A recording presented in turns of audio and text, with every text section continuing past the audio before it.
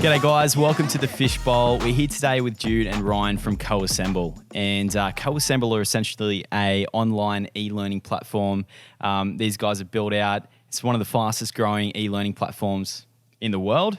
And as soon as we saw these guys, we knew we had to catch up and talk about their business and how it all got started and what the scale of the business is now. Guys, thanks for coming along. Oh, thanks for having us. It's great to be down here, and look forward to having a couple of questions today, run through some stuff, and excited. Awesome. So tell me about the scope of CoAssemble now. You guys kicked off in 2015. Where are you sitting now? How many staff? What sort of clients are you working with? What are you guys doing in the e-learning space? Yeah, I think it's been a really interesting kind of 3.5 years. It takes its toll, as you can see on me and Jude, hair and loss and a bit of weight gain. But generally, it's a really exciting business. And I think in 2015, we had a really simple mission, which was just to kind of simplify the sharing of knowledge, for businesses that were really struggling to do that.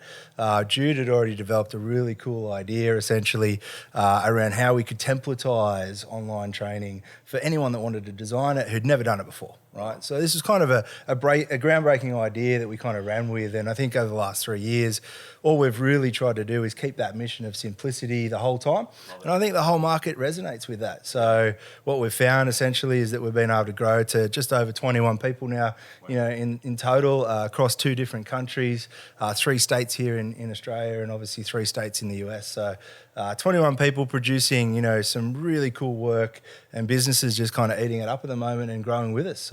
So from 3 years ago, I think it's grown exploded. pretty quickly. I love that. I love that it starts off with such like a simple concept where there's just this need in the market, and you guys have just come in with a perfect solution, and you've scaled as a result of that. Yeah, I think in 2015 we went into beta, and we had this idea around, essentially we started off with teachers.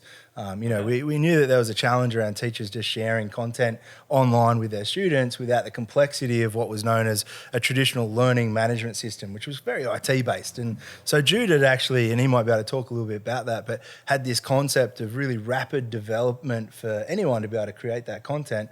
And we've just kept that entire mission the entire time. And we invest heavily in the user experience of the platform, and we just invest heavily in support to make sure that everything's pretty much as simple as possible. We pretty much, like, your grandma should be able to create a course. And we we kind of say that. We'll bring her in. Bring her in. We'll see if this is true. The idea really was was initially to serve ourselves as a business before we floated as an idea, as a concept for everybody else. So we were doing online training in the business that we were working in previously, and it was a huge amount of effort to get that done. There's a lot of costs involved in getting like designers and also IT staff and all that kind of stuff. So the idea was like to create a system that would actually automate a lot of that for you. You wouldn't need to be a designer.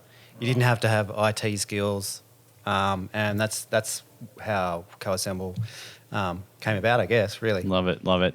So what are your roles in the business? Are you both technicians? Like, how did it all start? Well, I think me and Jude have been everything. So yes, true. From start, of course, every business owner is. We've kind of have 4 people. I think we've done most roles, but I think so. At the moment, Jude's our chief product officer and the original founder of the company. Okay. We call him the founder, and the reason is that he's the genius behind the product, right? So the product drives this business, and we know that. And so the original genius around this transformation of how someone creates online content, it's changed a lot in 3.5 years, and Jude's kind of kept that moving throughout the entire time, and obviously runs our entire product team. So I think up until 2018, like September 2018, we were 5 people. Yeah, pretty much. Yeah, awesome. And now, we're 21. And now we've just gone through another round of funding.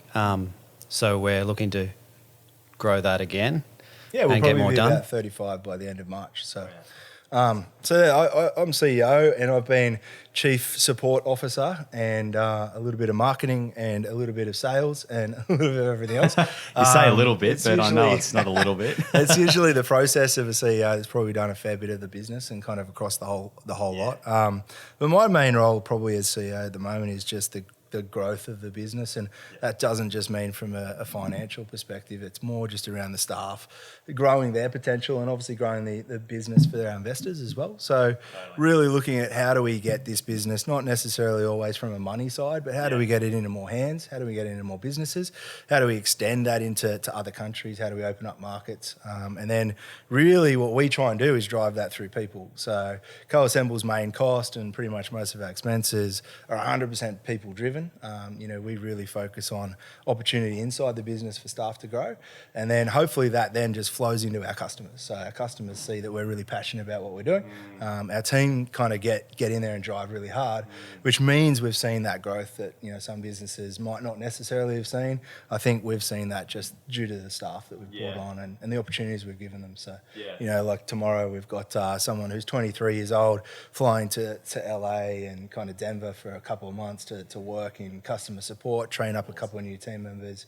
So there's always an opportunity, I guess, to have a go at something new. So That's great. And you guys have such a strong focus on culture. I mean, from what I've seen, there's this really strong focus on making sure that the team are happy and there's opportunities there. There's that opportunity for growth.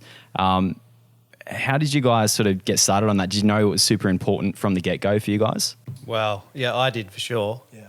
Being working for other people and also then having the opportunity to work for yourself, you actually want to set the trend for how that culture is going to move forward. Yeah. And I don't want to work somewhere where I'm not having fun, but obviously you want to be working hard as well. So we know that by having happy staff, you're going to have productive staff and you're going to have a good time as well. So it's really all about that. Yeah, I think recently we had our first ever retreat where we flew over, US team members, everyone into the one spot. And I think, it's this really unique opportunity because we're growing as an online company, right? So we have hundreds of Slack conversations, online messaging pretty much every single day with our team members in Wisconsin or Texas or LA, Melbourne, wherever it is. And so I think we've cultivated this experience around, trying to build collaboration through conversation. So I often talk about this. One of the things that we try and focus on in culture is just making sure there are conversations. So it sounds kind of pretty simple, but to be honest, it's like just catching up with that team member. Yeah. How's your week been? What have you been working on? What have you seen? How can we bring that back? And then obviously just having that really full transparency. So one of the things we've done there's probably three things we've really tried to focus on in culture. Number one would be flexible working arrangements. Yep. Jude pioneered this. We went through this process of refining it, and even now we're still working on it. But it's this idea that people can work to their own time. So we don't have a set 9 to 5, pretty much not even a set in the office or out of the office. Yep. Pretty much what we expect is that there's a job to be done. Yep. You're gonna credit yourself with that job being done or to the standard that you expect it to. Yep. We're going to probably check in on that, but traditionally we're going to see staff members using their own time, going for a beach swim, going for their kids, picking them up, going whatever. So we try and work in with their life, and I think that's been huge. So when someone comes on at CoAssemble, they don't truly believe what we mean as flexible as being as flexible as it is. But it's really worked for us, and I kind of call it this 80-20 rule. Out of 80% of that staff that you're going to bring on, they're actually going to give you probably a whole bunch more because they're able to work their life into their career at the same time. Totally, so we really factored that in. And then second to that is that conversation idea, just full transparency around numbers, full transparency around, the MRR, like monthly recurring revenue is a word that we just use day to day. Yeah, right, okay. It's our metric, it's our growth metric. Yep. So telling, people when we're making money, when we're losing money, when we're going to risk something, and being really transparent about that opportunity and saying, look, we're here to grow. It's a risky business. It's fun. It's going to be exciting. It's going to be challenging, but it's all in and have fun with that. But we'll be flexible along the journey. Yeah. And it's actually quite fun. Well, it's not. It's funny looking back on the times when we've had to tell the team about, all right, we're close to running out of money. Yeah. Everyone's going. And going. I think the first time we did that was it was really, really hard. And that now kind of comes back and to now it's everybody knows that this is going to happen every 18 months or so. We're going to be at the end of our funding. Yep. So I think it's important that, transparency, it's an easy throwaway. You're just like, we're going to be transparent. But to be honest, in our business, like we're investor-led, so we're always growing. We need to grow. We have a finite runway for every, series. So we've just raised our Series A. It means we've got a good runway ahead of us of growth. But every team member coming into that Series A had to know the risk of what was going to happen if necessarily we don't raise that money. So part of, I guess, our culture is just ensuring that transparency flows through. And what ends up happening in recruitment, we actually sit down and say, what are your fears about coming to work at a startup? Because it's not it's like losing it's my not job. your NIB. It's not going to necessarily be here every day. Of course. And we're not trying to scare them to say we're going out of business or it's all doom and gloom. But we just want to be really open and honest. This is going to be different. It's a different experience. And if you're coming in, just be ready for that, and we'll throw the flexibility and transparency your way. So there's a trade-off. It's like, You can work in a great environment. You've got flexible work hours, but we're not 100%. You never know where we're going to land. Yeah. But I love that, that transparency contributes to the culture as well. And that culture, I think, plays massively into how you brand yourselves and how you position yourselves to your clients. From the outside looking in, it looks like a fun, exciting, company to work with. And you almost get behind that story of a growing business as well, which I think people love to work with and support a growing business that's found a great product, is filling a empty place in the market. Yeah, I think we're a bit of a rebel in the space as well. I mean, not that we're rebels, but if you look at the traditional e-learning market, no offense to any of our competitors, but it's pretty boring, right? Like, it's a boring space, and it's been around for a long time, and there's a lot of IT providers, charging a lot of money for not much value and substance. And so what we've kind of done is, we've thrown a couple of weird prices out there. We've thrown a couple of giveaways that, just sounded ridiculous, and sort of seen where that lands. But the market kind of sees that as, hey, you know what, you're working with us to get us the best solution. So often when we sit down, like, it goes back to conversations, not just with staff, but even with our customers. We were pretty much 6 months out of the gate, we opened up using Intercom, which is live chat on the website, right? So we wanted to have a conversation with just not our customers, but our leads and everyone that's coming in. Sure. And to this day, we still have full open live chat. So 400 comments, questions coming through a week, and our team kind of just constantly discussing things with our market. We just learn so much. I think that relatability means that our customers actually want to talk to us for once, which is different, and I think that's probably helped us grow significantly. It goes to show that, it's having the other end open and actually listening to customer feedback is it's massive. I think it's too often too easy just to close yourself down, assume you've built the best product in the world, and just say, oh, we've built it, it's going to be amazing for your business, now pay us X money. I think we talk about it in UX design, we talk about it in marketing, we talk about it in sales. It's an ongoing conversation, and sometimes we'll flip the entire strategy model based off the input of our market, just telling us, hey, we don't want to see it go that way. We want to see it go this way, and we can kind of adapt to that. And I think that's kind of let us keep growing these last 3 years. So what are you guys doing in the branding marketing space? How are you positioning yourselves differently to get the word out essentially and talk to the people you want to talk to? Yeah, I think it's a really good question. I think we really want our product to speak for us a lot of the time. Yeah. So one of the things that we've tried to, we're really focusing on for 2020 is bringing some of our own internal knowledge out to the audience. I think what we've done really, really well is when we talk to customers, we're not probably just telling them what the pricing is and how they can buy the product. We're kind of like, hey, how can we help your business have success from this first course? And what does your course look like right now? How can we make it better? Yeah. We're really kind of business consulting, and we've found that works really, really well in a sales position where someone comes in, they're not sure how to do something. Sure, your technology is going to help them, but there's more than that, right? Yeah. So what we're really trying to now do is bring some of that unique IP that we have in minds like Jude and some of our other staff members who are designing this stuff, and then get that out there through blog articles, get it out into the SEO world, and try and get customers to come to us off the back of us being kind of a knowledge generator rather than just another product in the sea. Yeah, totally. It's a bit more of an inbound marketing approach. So you're educating your customers, establishing yourselves as the thought leaders in that industry. Yeah, and we coined this phrase, head of strategy and myself, which is like training is the new sales, right? So, Yep. or education is the new sales. If you look Love at that. customers now, they're looking to be educated at the same time as buying. We know that our team and our product has all this knowledge that we can share.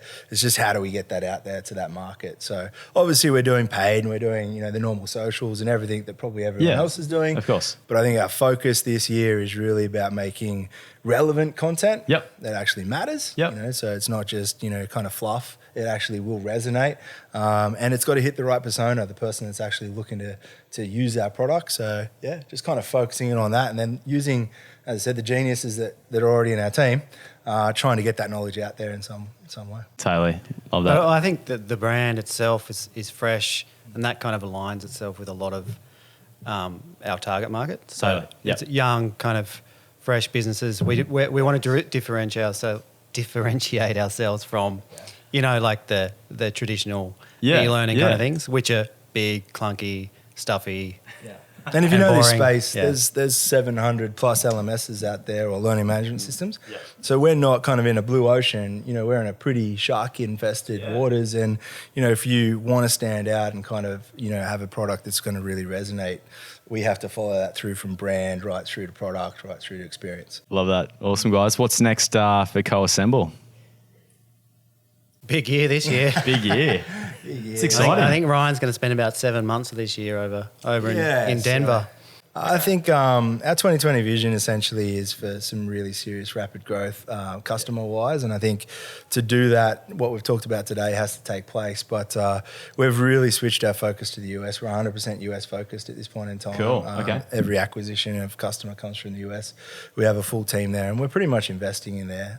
So comes with that, obviously, certain team members, including myself, will commit to time to spend there, and that's really to cultivate that whole market, to understand who we are. And, you know, we've got a couple of Aussies landing on the shores of the US to mix it up with the big boys That's over awesome. there. So, Yeah. you know, for us, it's really about that transition. I think in the first quarter is really just transitioning, making sure we've got the right setup so we can actually scale. I think it's so often the case that you go ready to scale without actually having the working mechanism. So we'll spend that first quarter kind of focusing on that.